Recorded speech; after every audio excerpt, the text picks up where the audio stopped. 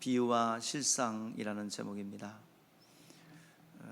우리의 신앙생활은 실상의 세계를 살고 있다는 것이죠.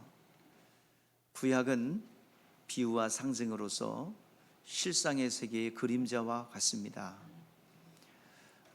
본질은 그림자가 아니라 실상입니다.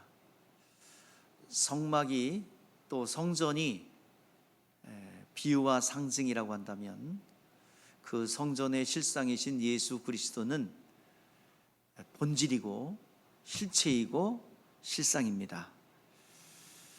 성전은 예수 그리스도께서 행하시고 또 만나주시고 또 모든 행하신 일들을 비유와 상징으로 보여주고 있다고 볼 수 있습니다. 성전, 성막 같은 공간이죠. 하나님을 만나고 하나님이 정하신 공간입니다. 이스라엘 백성들이 광야 여정을 지날 때는 정착한 것이 아니라 이동해야 했기 때문에 이동식 천막이라고 할 수 있는 천막 성전, 이것을 성막이라고 하고 장막이라고 합니다. 그리고 이스라엘 백성들이 정착하면서 솔로몬에 의하여 성전을 짓게 되는데 그것을 성전이라고 하죠. 성막의 시작은 언제냐?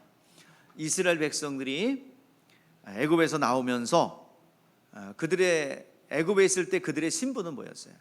바로의 종이었습니다. 바로가 살려주면 사는 것이고 바로가 죽이면 죽는 거예요.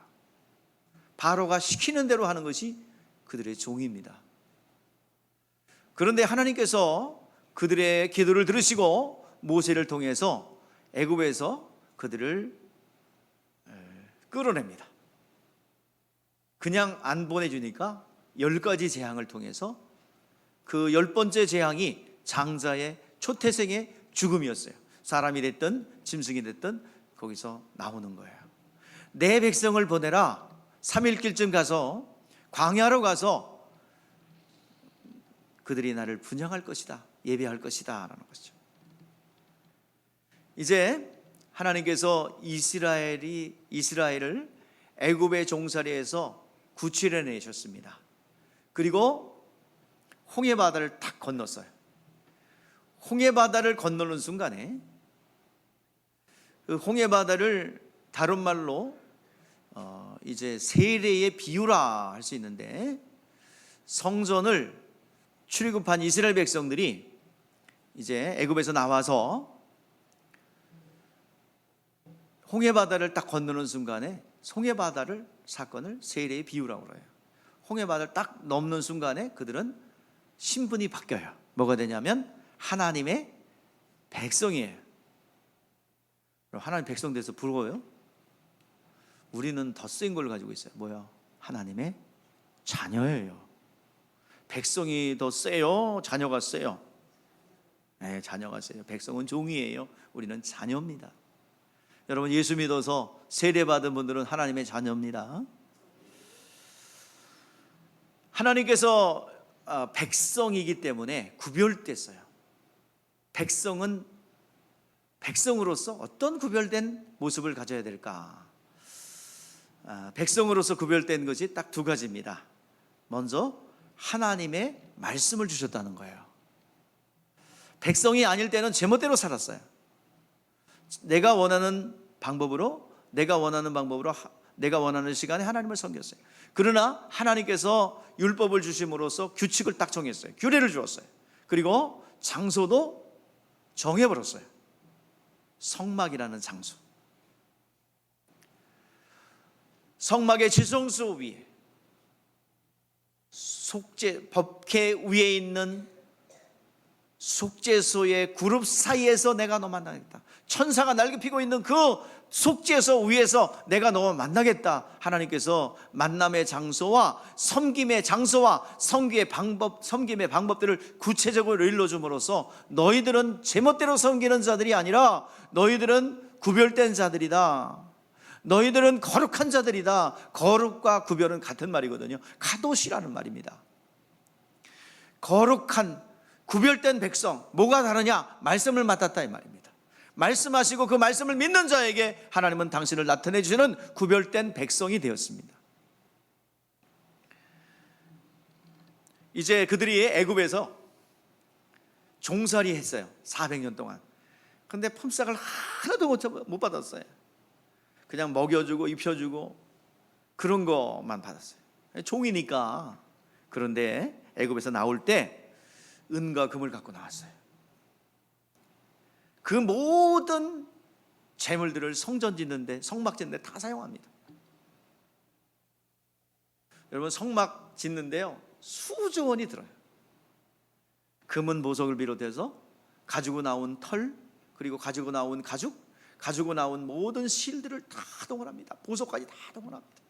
그래서 힘을 다해서 400년 동안 종살이하면서 얻었던 재물들을 다 거기다가 헌신해요. 그래가지고 아름다운 성막 이동식 성전을 완성하게 되는데, 그 완성하고 나니까 구름 기둥과 불 기둥이 다 임함으로 응답합니다.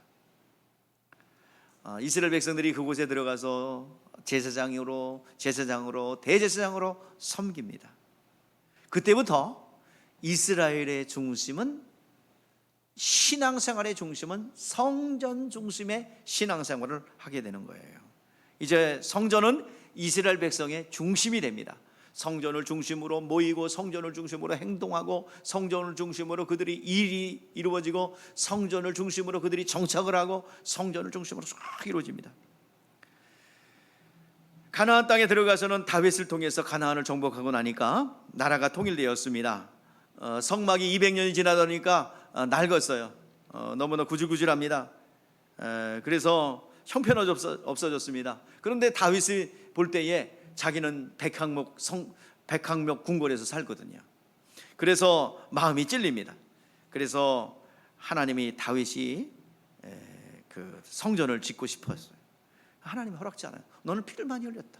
너는 피를 많이 흘렸기 때문에 너의 아들이 성전을 지을 것이다 라고 말씀합니다. 모든 것이 하나님이 하실 실상의 세계의 비유요 예언입니다. 자, 참 성전은 예수님에 의해서 지어졌어요. 여러분들 성전 얘기를 왜 해요? 참 성전이 누구라는 거예요? 예수님이라는 거예요. 성전에서 예수님을 섬겼듯이 우리는 예수 안에 들어가서 그분을 섬기고 그분과 만나고, 그분이 내 안에 들어와서 나를 중보하고 나를 이끌어간다는 거예요. 오늘 여러분들 성전에서 되어지는 일들, 성막에서 구약 성경에 되어지는 일은 다 비유와 상징으로서 예수께서 내 안에 들어오고 내가 예수 안에 들어가서, 성전 대신 예수 안에 들어가서 섬길 것에 대한 예언임을 여러분들 알게 하기 위해서 지금 성전 얘기를 하는 것입니다. 이제 다윗은 성전을 짓고 싶은 마음은 있었지만 하나님이 허락지 않았어요. 그러나 설계도를 다윗을 받습니다. 이렇게 지어라. 구체적인 설계도를 다윗이 받고요. 그리고 모든 여호와의 내탕고 곳간에다가 금, 은, 보화를 차곡차곡 쌓아 놓습니다. 이 규모가 10배거든요. 성막의 10배. 그리고 어마어마하게 웅장하게 이 성전을 지어야 됩니다. 그러니까 가서 전쟁할 때마다 찾아오는 전리품들을 다 내탕고에, 성전 내탕고에 집어넣고 준비를 합니다. 이것이 바로 다윗의 마음, 다윗의 신앙이 거기에 딱 담겨졌어요. 다윗이 준비하고 마침내 솔로몬이 성전을 짓습니다. 성전은 그 전무후무한 성전이에요. 너무나도 웅장하고 아름답고 정말 의리의리한 성전입니다. 금은보화가 번쩍거리고 아주 그 큰 돌로 이루어진 아주 아름다운 전무후무한 성전입니다. 성전을 다 지어놓고 솔로몬이 고백합니다. 역대하 2장 6절 말씀해 보니까, 누가 능히 하나님을 위하여 성전을 건축하리요? 하늘과 하늘들의 하늘이라도 하나님을 용납하지 못하겠거든 내가 누구기에 어찌 능히 그를 위하여 성전을 건축하리요? 그 앞에 분향할 따름이라. 하나님은 너무 광대한 분이라서 하늘의 하늘들이라도, 이 대기권이 있는 하늘과 드넓은 우주 공간과 그 영광스러운 영계 하늘이 하나님을 담을 수 없는 광대한 분인데 어떻게 이 조그만 성전에다 하나님을 담을 수 있겠는가? 그의 이름을 이곳에 모셔놓고 그 이름을 분향할 따름이고 그 이름으로 기도할 따름이라 말씀하고 있어요. 성전은 바로 하나님의 이름을 모시는 것입니다. 하나님의 이름을 모시고 그 이름 앞에 기도하는 것이라 말씀하고 있습니다. 이제 그가 성전을 봉헌하면서 기도합니다. 하나님이여, 혹시 이 백성들이 범죄를 하거나 하나님의 이방인 땅에 가거나 먼 곳에 가거든 이곳을 향하여 기도하고 이곳을 향하여 돌이키면 하나님 응답하여 주시옵소서. 이 백성의 죄를 사하시고 응답하여 주시옵소서. 하나님 응답하세요. 나의 눈과 귀와 마음과 시선이 이 성전에 있다라고 했어요. 오늘 여러분들 성전의 실상이 누구인 줄 안다면 우리의 기도, 우리의 관심, 하나님의 그 시선에 떠나지 않고 정말 한 몸에 받을 거예요, 여러분들. 그러니까 이 기도를 하자 하나님의 영광이 성전을 덮었어요. 덮었어요. 이제 그때부터 솔로몬을 통해서 성전의 역할을 감당합니다. 포로로 잡혀가도 성전을 향해서 기도하고 또 어디를 가든지 성전에 들어와 기도하면 하나님께서 응답을 주셨어요. 그런데 성전을 완성하지 못한 채 이스라엘은 남쪽 유다와 북쪽 이스라엘로 나눠져요. 너무 힘들고 고되니까 12지파 중에서 10지파가 북쪽으로 여로보암을 중심으로 이스라엘 국호를 가지고 이름을 가지고 올라가요. 그 남쪽에 유다와 베냐민 지파만 남아요. 둘로 나눠집니다. 근데 둘 다 망했어요. 먼저 북쪽으로 올라간 북이스라엘이 BC 722년 아수르에 의해서 멸망하고, 그리고 뒤이어서 BC 586년에 남유다가 바벨론의 느부갓네살 왕에 의해서 멸망합니다. 그 멸망할 때 성전이 완전히 박살이 나요. 그들의 중심이었고 그들의 신앙의 마음의 중심이었던 성전이 돌 하나 돌 위에 남기지 않고 완전히 박살이 나요. 원래 느부갓네살 왕이 성전은 파괴하지 않으려고 그랬거든. 그냥 처음에는 성전을 인정해주고 그들을 인정해줬더니 반란을 일으키고 그냥 막 대적하고 그래가지고 3차에 걸쳐서 침공합니다. 근데 세 번째는 너무 약이 올랐어요. 그래가지고 이제 감정 싸움으로 갔어요. 그래서 막 반란을 일으키고 느부갓네살을 조롱했던 그 사람들이요 막 싸우다가 안 되니까 애굽으로 도망갔어요. 느부갓네살이 하도 화가 나가지고 애굽까지 쫓아갑니다. 원래 애굽 침공 계획은 없었으나 쫓아가서 애굽 왕궁에 숨어있는 그들을 다 붙잡아내서 죽여버립니다. 얼마나. 그리고 성전에 있는 금을 다 긁어버리고 그리고 돌을 다 박살내버려요. 그 성전을 완전히 초토화시켰어요. 그냥 흙 속에 묻혀버렸습니다.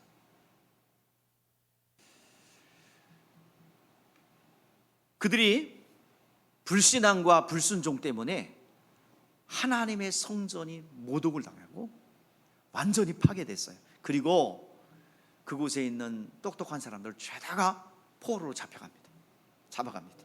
그리고 포로로 삼았어요. 포로로 삼아서 에레미야의 말대로 70년의 복역의 때가 지나면 너희들이 다시 회복될 것이다. 70년 동안 너희들이 가서 회개하라. 너희들 경험해봐라. 그렇게 너희들이 좋아하는 우상 실컷 섬겨보고 너희들 한번 옮겨봐라. 그래가지고 이제 성전 이제 포로로 잡혀가게 되죠. 에레미야 선지자의 그 예언을 듣던 사람들이 회개합니다. 그렇군. 그리고 70년 복역의 때가 끝나니 고레스 왕의 칙령으로 다시 돌려보냅니다. 이제 바벨론에서 페르시아로 넘어갔어요. 나라가 그냥 바벨론이라는 나라를 페르시아가 복속을 해버렸어요. 전쟁하지 않고. 그래가지고 왕조가 바뀌었어요. 70년 동안에. 그래서 그 페르시아의 왕인 코레스 세상 역사는 키루스 2세 그렇게 나와 있는데 고레스 왕이 칙령을 보냅니다.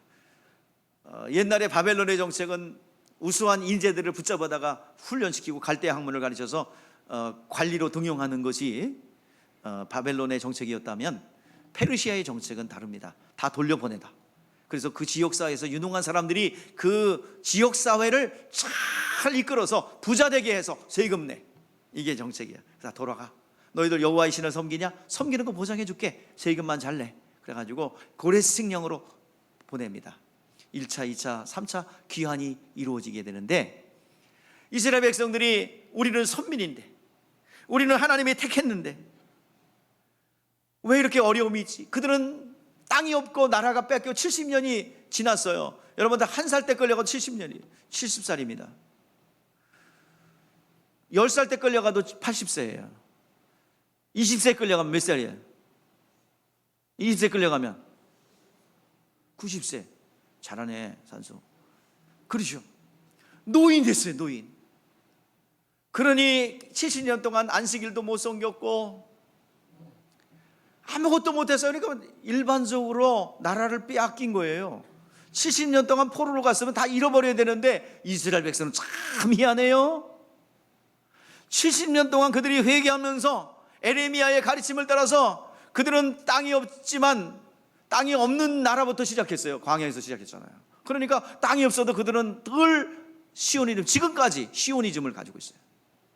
70년 동안 포로로 입히면서 그들은 가르칩니다. 언젠가 복역의 때가 끝나면 하나님이 우리를 돌아가게 할 거다. 하나님의 영광을 회복할 것이다. 성전을 짓고 하나님을 기쁘게 할 것이며 그분이 원하는 참제사를 드릴 것이며 거룩한 제물을 드릴 거야. 하나님의 말씀에 순종할 것이고 우상을 숭배하지 않을 거야. 우리가 이렇게 어려움을 당한 것은 우상을 숭배했기 때문이고 하나님을 섬기지 못했기 때문이야. 우리는 돌아가면 잘할 거야. 몇 년 동안? 70년 동안 포로로 있으면서 그들은 다짐하고 터짐하고 또 가르치고 가슴을 치면서 회개합니다. 이제 드디어 고라스 칙령으로 다시 돌아가게 되죠. 그러면서 율법사들이 있었어요. 율법사들, 하나님의 말씀을 연구하는 그런 우수한 인재들이 그들에게 있습니다.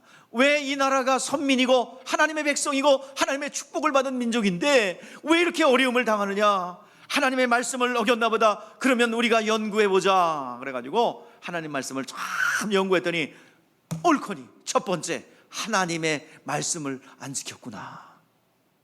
하나님의 말씀, 즉 안식일을 어겼구나. 자, 우리 안식일을 어겼다. 그러니까 안식일을 좀 철저히 지켜보자. 하나님께서 우리가 안식일을 마음대로 제멋대로 지키니, 그리고 안 지키니 안식일이 없는 바벨론에 우리를 이주시켰구나. 그래, 안식일을 지키기 어렵냐? 지키지. 안식일이 없는 곳으로 보내줄게. 바벨론으로 보내줬구나.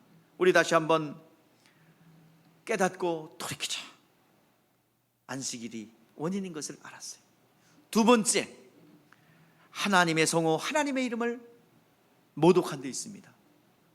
성전에서 하나님을 섬긴다고 막 하면서도 죄가 가득한 가운데 말라기 선지자처럼 너희들이 가지고 오는 재물, 너희들이 드리는 제사 역겹다. 그러니까 좀 성전문을 좀 닫았으면 좋겠다. 너희들이 드리는 제사가 너무 역겹다. 이사야 선지자도 말하잖아요. 너희의 짐승 타는 냄새가 역겹다는 말이에요.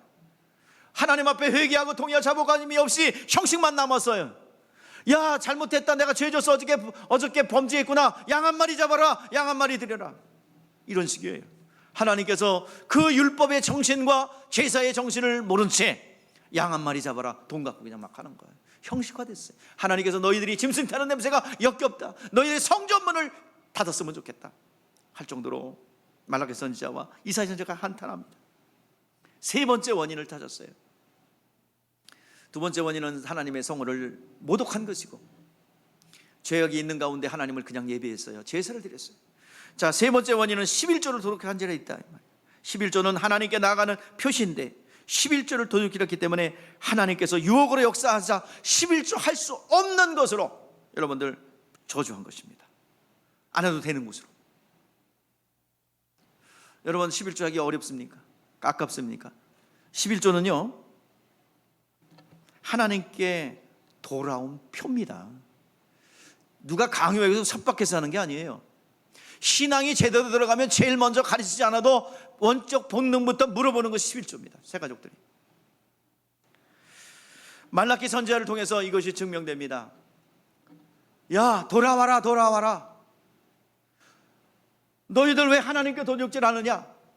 아니, 언제 내가 지금 돌아와서 지금 하나님을 예배하는데 언제 또 돌아오라고 합니까? 내가 언제 하나님 것을 훔쳤습니까?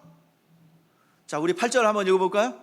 자, 7절, 8절 우리 같이 읽어봐요. 이게 돌아오라, 돌아오라 했는데 돌아왔는데 왜 돌아오래요? 하나님 거 도둑질 하는데 왜 도둑질 했대요? 말라기 선지자가 얘기합니다. 7절, 8절 시작. 만군의 여호와가 이르노라. 너희 조상들의 날로부터 너희가 나의 규례를 떠나 지키지 아니하였도다. 그런즉 내게로 돌아오라. 그리하면 나도 너희에게 돌아가리라 하였더니 너희가 이르기를 어떻게 하여야 돌아가리까 하는도다. 사람이 어찌 하나님의 것을 도둑질하느냐? 그러나 너희는 나의 것을 도둑질하는 말하기를 우리가 어떻게 주의 것을 도둑질하느냐 하는도다. 이는 곧 11조와 봉헌이니라. 그러니까 돌아오지도 않으면서 돌아왔다고 그러고 도둑질했으면서 도둑질하지 않았다고 그러고, 이것이 무엇이냐? 11조 헌물이라 이 말이야. 이것을 깨달았어요.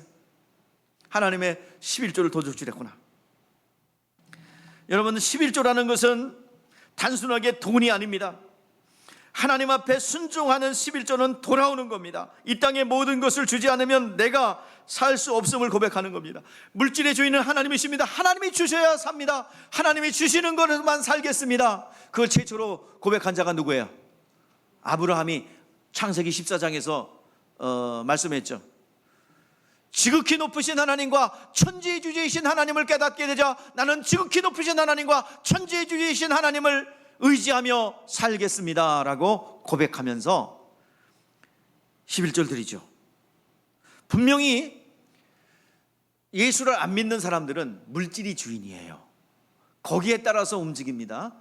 이사도 가고 물질에 따라서 어떤 그 삶의 터전이 정해지고 그 방향이 정해지고 그렇습니다. 그래서 물질이 시키는 대로 해요. 졸려 죽겠는데 나가긴 나가야 돼. 어디 가서? 회사에서 나오래네. 뭐가 생겨요? 동그란 거. 그러니까 가서 졸림데도 아픈데도 가는 거예요. 물질과 하나님을 겸하여 섬길 수 없습니다. 하나님께서 에덴 동산에서 말씀하신 것처럼 임의대로 다 먹을 수 있지만 동산 중앙에 있는 나무의 가지를 먹지 말라는 것처럼 우리에게 물질에 향하여 하나님께서 말씀하신 건 다 써라. 내 건데, 하나님의 것인데 다 써라. 그러나 10개 중에 하나는 내 거야. 하나님께 드림으로 계명으로 구별하여 됨으로 나는 이제부터 하나님에 속한 사람입니다 라는 고백이에요. 하나님께 돌아온 표시라니까요. 하나님께서 주시면 주고 안 주면 안 먹겠습니다. 아브라함이 그걸 잡았어요. 지극히 높으신 하나님과 천지의 주제이신 하나님이 주시면 살겠습니다. 소돔성의 왕이 야 우리 실수월만 돌려주고 너 전리품도 다 가져라 그랬더니 아니 나 하나님이 축복할 건데 하나님이 축복할 건데 그거 네가 물질 못 해줘서 내가 부자 됐다고 그럴 거 아니야? 안 가져. 나는 앞으로 지극히 높으신 하나님과 천지에 주신 하나님이 주시는 대로 살아갈 거야. 아브라함은 그 결단을 합니다. 그때 아브라함은 거부가 돼요. 하나님 앞에 쓰임도 받았지만 거부가 됩니다. 여러분 11조라는 것은 하나님께 돌아온 영적인 고백입니다. 그리고 또한 내 생활을 숨기지 말고 고백하는 거예요. 여러분 부채가 있습니까? 여러분 물질의 문제 해결받아야 할 문제가 있습니까? 또 가정에 여러 가지 당면한 문제가 산적해 있습니까? 하나님 앞에 이 모든 거 공개하는 거예요.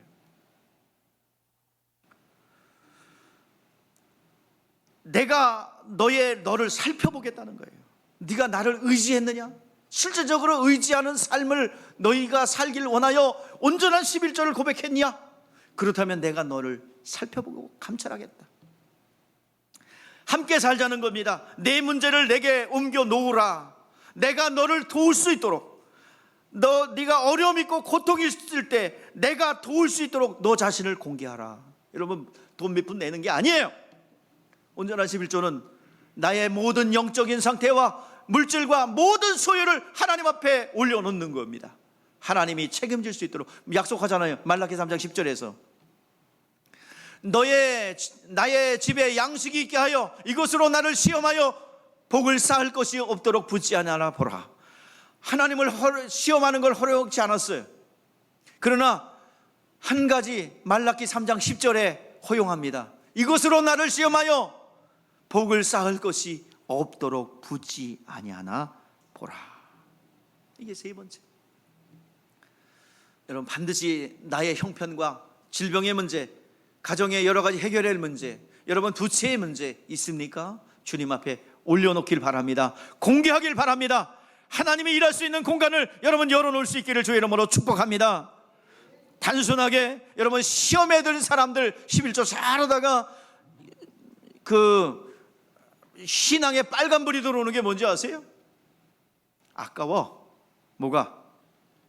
잘하다가 11조가 아까워. 빨간불 들어왔어요. 빨간불 들어왔어요. 그게 아깝기 시작하면 본전 생각나요. 이거 해갖고 무슨 괜히 돈만 없애는 거 아니야? 이게 시험 드는 전조 증상입니다. 해파리가 좋은 게 나와야 되는데 지금 무슨 해파리가 떴어요?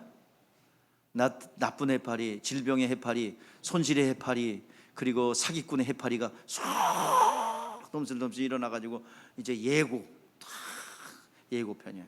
그런 사람은 10중 8구 무슨 꿈 꿔요? 11조가 아까운과 동시에 화장실에서 똥이 막 있는 걸 꿈. 하나님이 사인을 보여주시는 거예요. 하나님의 관계가 뭐였다? 웃어요. 왜? 다 들여다본 것처럼 다 얘기하잖아. 영적인 원리이기 때문에 그렇습니다. 그때 똥 되겠더니 아이고 돈 생기려고 한다. 무슨 돈 쓱다지 않은 증병이 생겼다. 하나님 경고하고 있는 거예요. 뭘로? 화장실 갔는데 그냥 똥이 이렇게 아유 들어 치어도 또 있고 그냥 또 그 화장실에 그냥 꽉 차가지고 막 아유 들어 이런 꿈을, 이게 하나님의 경고예요. 하나님과 관계가 소원해졌다 이 말이에요. 네 번째는요, 우상숭배의 원인이 있구나. 그들은 형상을 만들어 놓고 우상을 숭배하지 않아요. 그렇지만 마음에 하나님보다 더 사랑하는 것이 있더라 이 말이에요. 우상을 가지고 있었던 것입니다. 이렇게 네 가지 원인을 발견한 이들은 안식일 운동과 11조 운동과 그리고 우상 숭배하지 않겠다는 운동들을 막 펼쳐나갑니다. 그러니까 너무 힘들어. 그러니까 일반인들이 하기가 힘드니까 야, 우리 율법을 지키기에 체질화된 사람들끼리 모여보자. 훈련받은 사람들이 있어야 되겠다. 우리라도 잘 지켜서 이 나라가 보존돼야 되겠다. 그게 누구예요? 바리새인들, 구별된 자들이란 뜻입니다. 우리라도 지켜다. 그래서 백성들도 인정해요. 저 바리새인 선생님, 율법을 지키시는 저 위대하고 고매한 저분 때문에 우리나라가 존재하고 있다. 멸망하지 않고 존재하고 있다라는 것입니다. 이제 포로로 잡혀간 사람들 중에서 귀환을 하면서 이제 애굽에서 페르시아의 바벨론 포로로 잡혀갔던 사람들이, 그곳에서 회개한 사람들이 중심으로 1차, 2차, 3차에서 귀환합니다. 70년 만에 스룹바벨이 이끌고 5만 명이 채안된 사람들이 귀환하여 성전 재건을 도모합니다. 그러나 방해가 있으니까 16년 동안 방해를 받아요. 학개와 스가랴가 왜 너희들은 판벽진 집에 거하면서 왜 하나님의 성전을 건축하지 않느냐 격려하니까 다시 16년 만에 재기합니다. 그리고 성전을 완성해요. 그러다 보니까 성전 안에서 행해진 일들이 막 타락했어요. 그러니까 2차 귀환, 포로로 잡혀간 지 80년 만에 귀환한 사람들이 이제 귀환을 해가지고 신앙 부흥 운동이 일어납니다. 우리가 하나님의 말씀을 가르쳐 지켜 행해야 되겠다. 에스라 신앙 부흥 운동이 일어나요. 또 느헤미야를 통해서 3차에 걸쳐서 느헤미야에 의해서 귀환을 하게 되는데 그들은 성벽 재건을 합니다. 성전 재건, 신앙 부흥 운동, 성벽 재건을 완전히 했어요. 그래도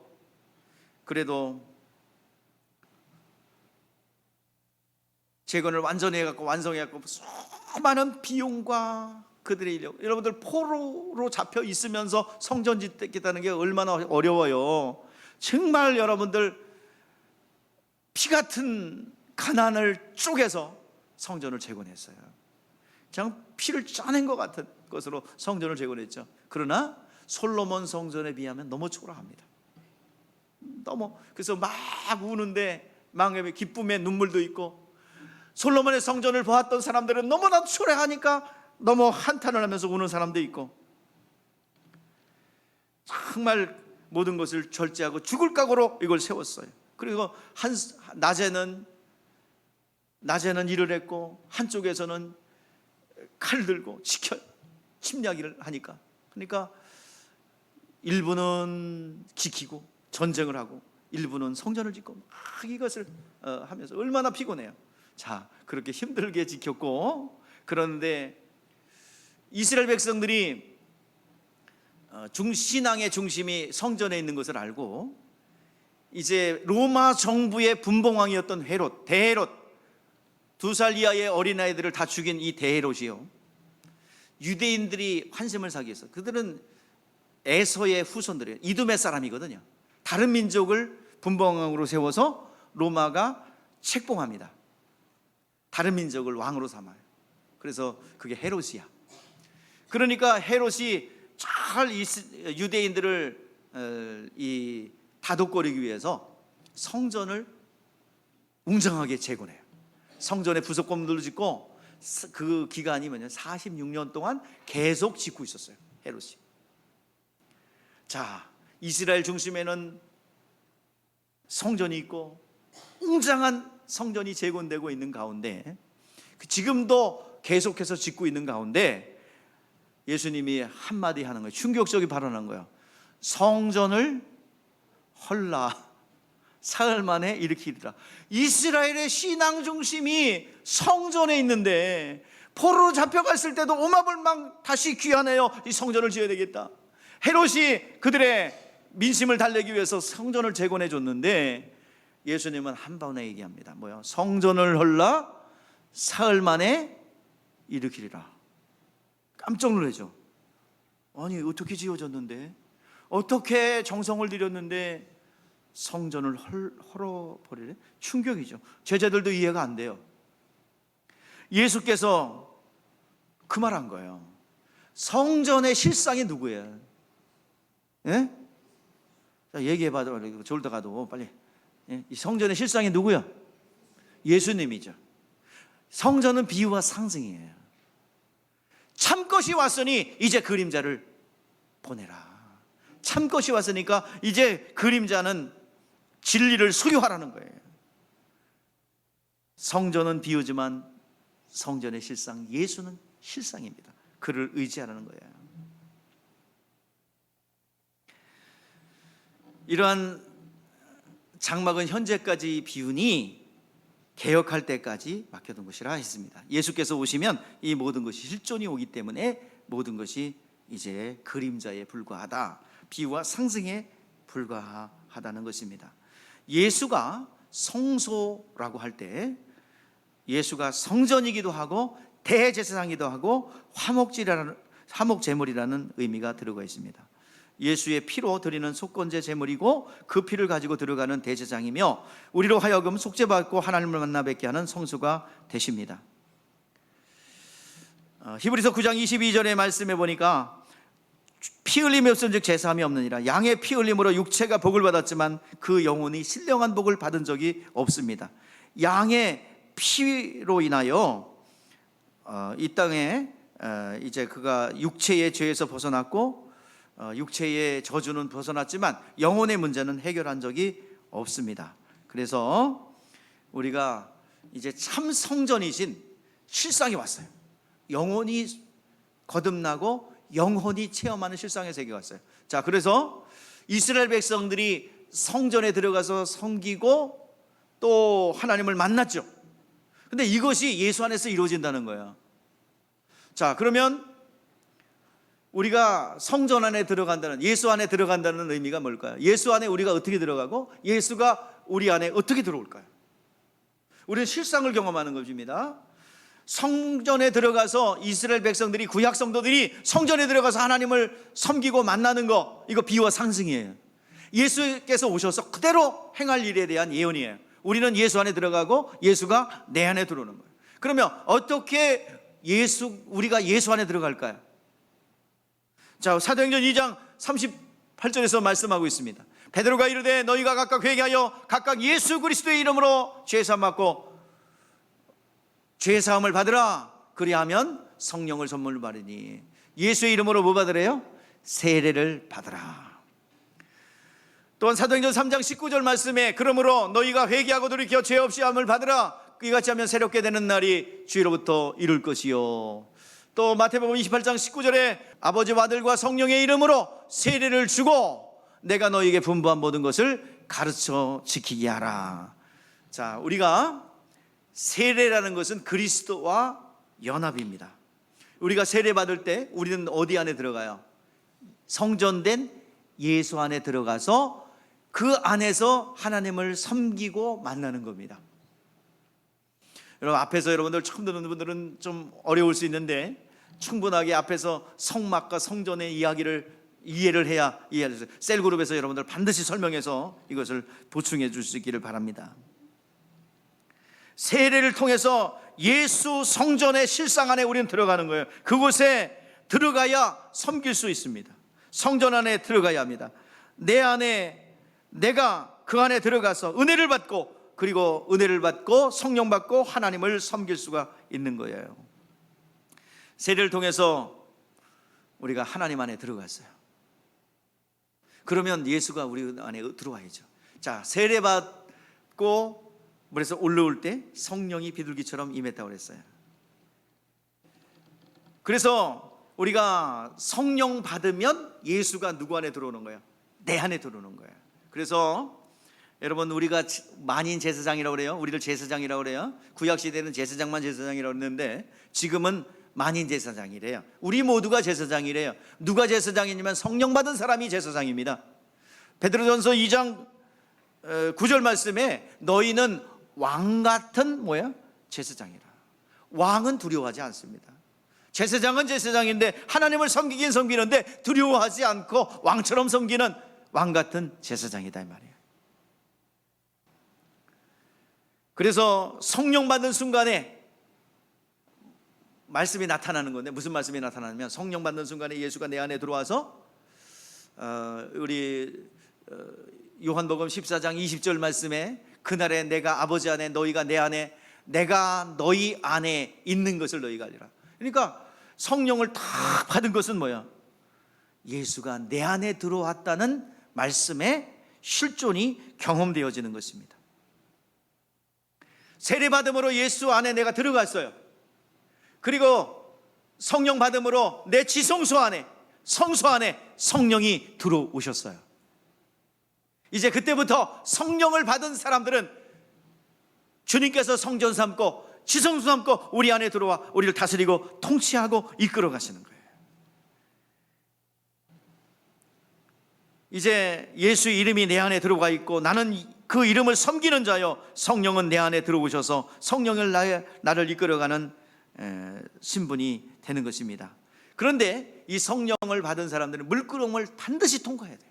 물두멍을 통과하지 않으면 성소에 들어가서 식사합니다. 물두멍이라는 것은 손을 씻는 대예요. 이것은 뭘 상징하냐? 말씀을 상징합니다. 말씀을 통과하지 않으면 그 안에 하나님을 섬길 수 없어요. 하나님을 섬기는 것은 말씀에 순종하는 겁니다. 여러분들, 하나님을 섬긴다 이렇게 자꾸 복잡하게 생각하는데 말씀대로 순종하는 것이 섬기는 거예요. 뭐라고요? 그럼 말씀을 알아야 되겠어. 모르고 무식해도 되겠어요. 알아야죠. 그래서 옛말에 알아야 뭘 해먹는데, 하나님 말씀도 모르는데 봉사한다고 꺼불고 다녀요. 하나님 말씀도 모르면서 하나님을 섬긴대요. 어떻게? 제 멋대로. 여러분, 참성소에 들어가서는, 우리가 예수 안에 들어갔다는 참성소에 들어갔다는 얘기예요. 물두멍에서 하나님 말씀을 만나야죠. 말씀으로 나를 거룩하게 해야죠.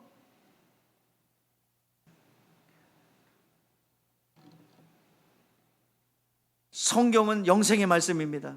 하나님을 섬기고 또 대제사장 예수 그리스도 자신의 피를 가지고 영원한 생명을 가지고 하늘 성소 참성소에 들어갔어요. 이제 우리가 실제를 경험하는 거야. 우리가 범죄하잖아요.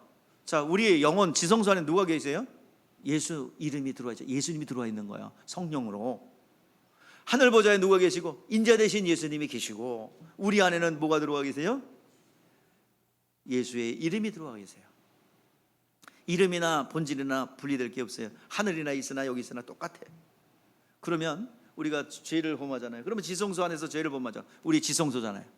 죄를 범하잖아요. 그러면 어떻게 해요? 지옥 가고를 하나요? 아니죠. 자, 우리 요한일서 2장 1절 2절입니다. 우리 다 같이 읽어보세요. 시작. 나의 자녀들아, 내가 이것을 너희에게 쓰면 너희로 죄를 범하지 않게 하려 함이라.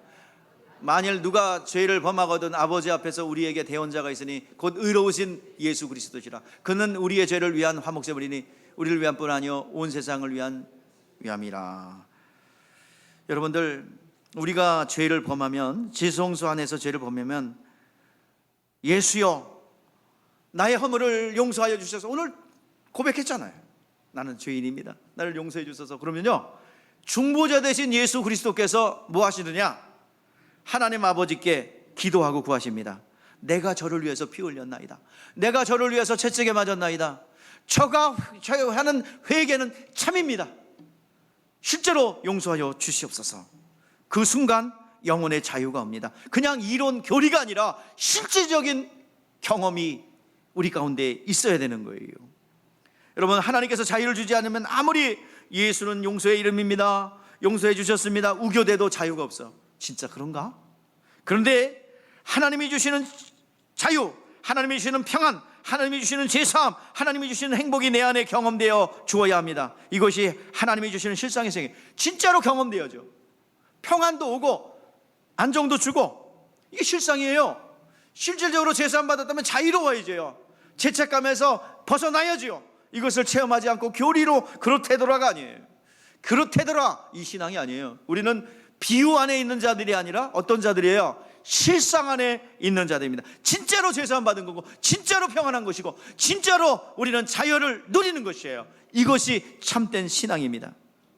이스라엘 백성들은 육체로 다 말씀을 경험합니다. 복도 육체로 경험했고 저주도 육체로 경험했어요. 근데 우리는 어디도 경험해야 돼요? 우리는 영혼이 경험하는 것입니다.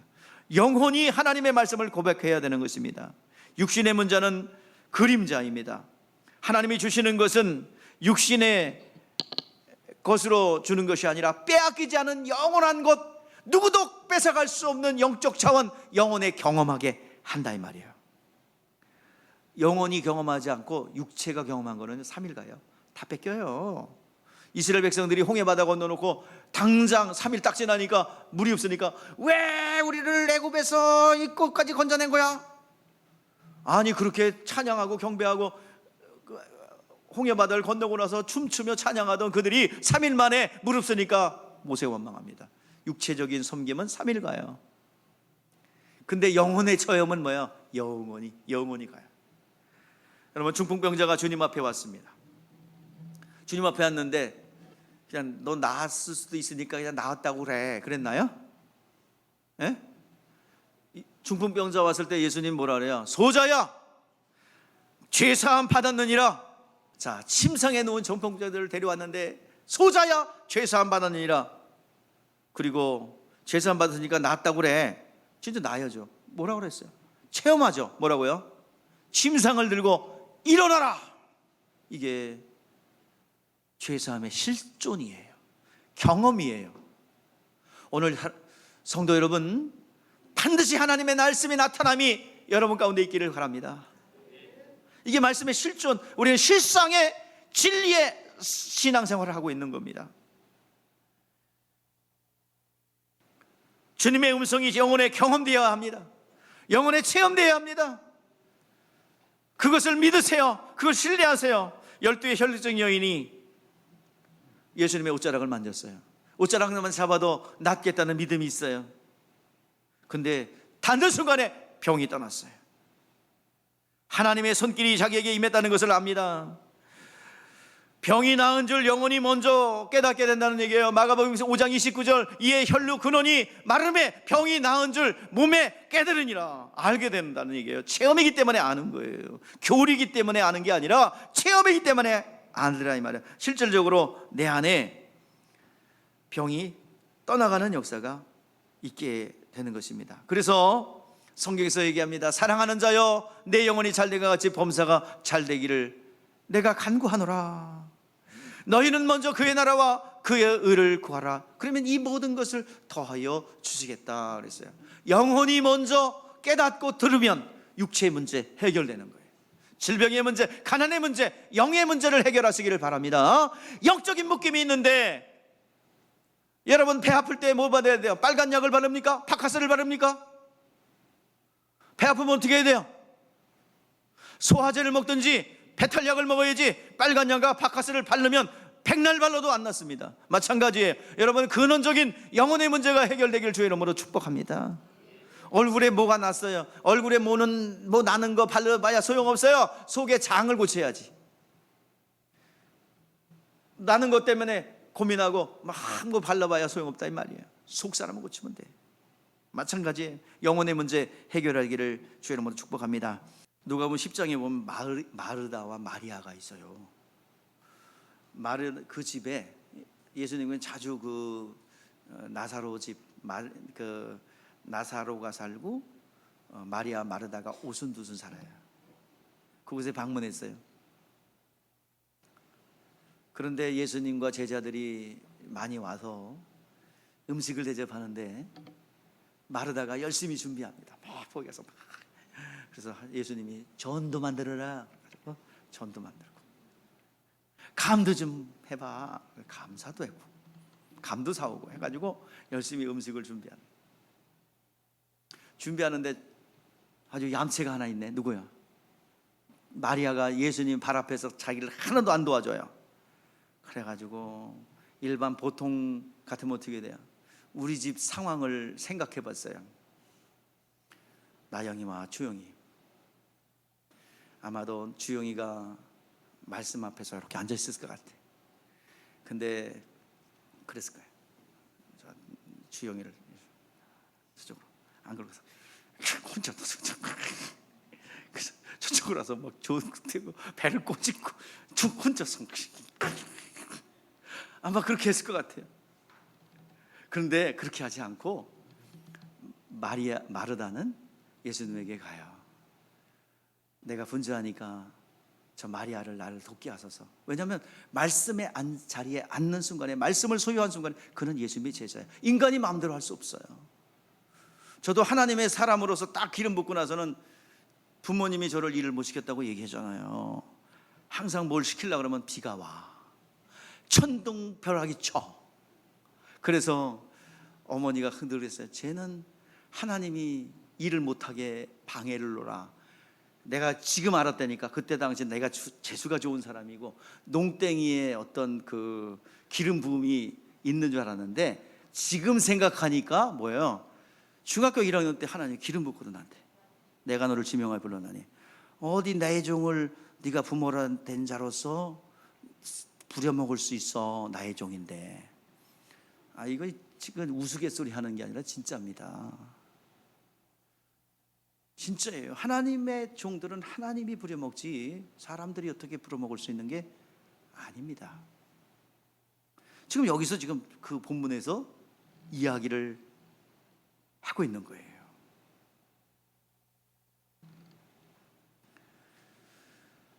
그래서 나를 도와주라고 좀 해주세요 그랬더니 주님이 부탁했더니 주님이 뭐라고 그럽니까? 한 가지 해도 족하다. 마리아가 더 좋은 것을 택했으니 족하다 그랬어요. 하나님을 섬기는 것, 육체로 섬기고 심령으로 섬기는데 그 전에 하나님의 말씀을 들어야 합니다. 들어야 내 영혼이 하나님을 영원히 아주 완벽하게 섬길 수 있다 이 말이에요. 말씀에 훈련받지 않고 하나님을 섬긴다고 그러니까 하자가 나고 열심히 일을 하는데 뭐 했니? 말씀이 먼저입니다. 자, 이렇게 말씀을 먼저 들었던 마리아가 어떤 일을 했는지 보세요. 마태복음 26장 6절에서 13절, 또 요한복음 12장 1절에서 8절 동일한 사건인데요. 예수님이 잡혀서 죽으시기 일주일 전에 장례를 준비합니다. 자, 6절 한번 다 같이 읽어볼게요. 자, 우리 읽어보세요. 자, 시작. 예수께서 베다니 나병 환자 시몬의 집에 계실 때에 한 여자가 매우 귀한 향유옥합을 가지고 나와서 식사는 예수의 머리에 부으니 제자들이 보고 분기하여 이르되 무슨 의도로 이것을 협의하느냐, 그것을 비싼 값에 가난한 자에게 줄 수 있도록 하고는 예수께서 아시고 그들에게 이르시되 너희가 어찌하여 그 여자를 괴롭게 하느냐, 내가 그 좋은 일을 행하였도다. 가난한 자들에게 항상 함께 있거니와 나는 항상 함께 있지 아니하리라. 이 여자가 내 몸에 향유를 부은 것은 내 장례를 위하여 함이라. 내가 진실로 이르노니 온 천에 어디든지 이 복음이 전파되는 곳에는 이 여자의 행한 일도 말하여 그를 기억하리라. 하나님을 섬기되 영원히 섬길 수 있잖아요. 잠깐 섬기는 게 아니라, 육체로 섬기는 게 아니라 말씀에 입각해서 섬기니까 영원히 기억되잖아요. 똑같은 내용이 요한복음 12장 1절에서 8절에서 기록되어 있습니다. 이 여자가 마리아, 죽은 누이 나사로, 여기 나오잖아요. 6월절 엿새 전에 예수께서 베다니에 이르되 이곳은 예수께서 죽은 자 가운데 살리신 나사로가 있는 곳이라. 여자가 행한 일을 기념하라 그랬어요. 형아 욕합을 깨뜨렸어요. 그냥 왜 이것을 가난한 사람에게 줘야지 왜 허비하느냐 라고 책망했지만 주님은 그렇게 말하지 않았어요. 이 여인이 행한 것을 복음이 전파될 때마다 기념하라. 자, 마태복음 26장 10절에 너희가 어찌하여 이 여자를 괴롭게 하느냐, 그가 내게 좋은 일을 하였느니라.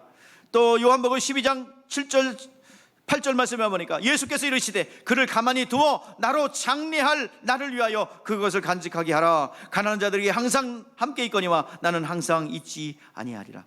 내버려두라. 여자를 비난하는, 왜 여자를 비난하는가? 내게 좋은 일을 행했다. 주님의 말씀이 먼저 들어와야 하나님을 섬겨야 할 줄 믿습니다. 하나님의 말씀대로 움직이면 영원히 섬길 수 있어요. 여러분들, 하나님의 말씀이 먼저 훈련이 되어야 될 줄 믿습니다. 그래야 나의 섬김이 영원하여 기념이 되는 거예요. 내 감정대로 내가 좋은 것 섬기고 안 좋으면, 기분 나쁘면 안 하고, 이 감정대로 하는 거 아무 소용없어요. 오늘 시간 하나님의 말씀에 우리가 움직이는 원동력이 말씀과 성령이 되어야 될 줄 믿습니다. 그래야 하나님이 영원히 기억하게 된 바 되는 것입니다. 우리는 그래서 영혼의 유업이 있어야 돼요. 누구도 빼앗아갈 수 없는 영혼의 경험이 있다면 이게 정말 하나님 앞에 쓰임받는 것입니다. 우리가 누구도 빼앗을 수 없는, 여러분들, 보화가 있다면,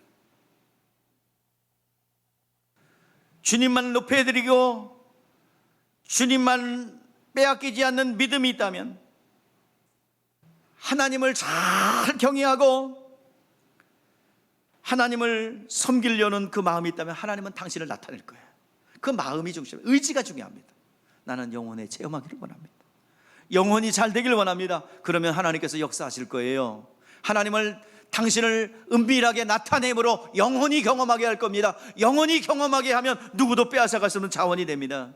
그래서 우리는 자랑거리, 막 자식 자랑하고 뭐가 잘 되고 이런 거 자랑은 물론 하세요, 하려면. 근데 진짜 자랑해야 될 게 뭐냐, 육체의 자랑이 아니라 영혼의 자랑, 영혼의 유업, 이런 거 자랑할 수 있어야 돼요. 사도 바울이 그 얘기합니다. 갈라디아서 6장 13절 14절. 영혼의 소유한 것들을 자랑하라. 우리 안에 뿌리가 깊이 내려서 하나님을 만나고 하나님을 체험하고 하나님의 앞에 많은 경험을 하고 하나님의 관계가 훌륭할 때 하나님께서 이런 자원이 있는 거예요. 그래서 뿌리를 깊이 내리죠.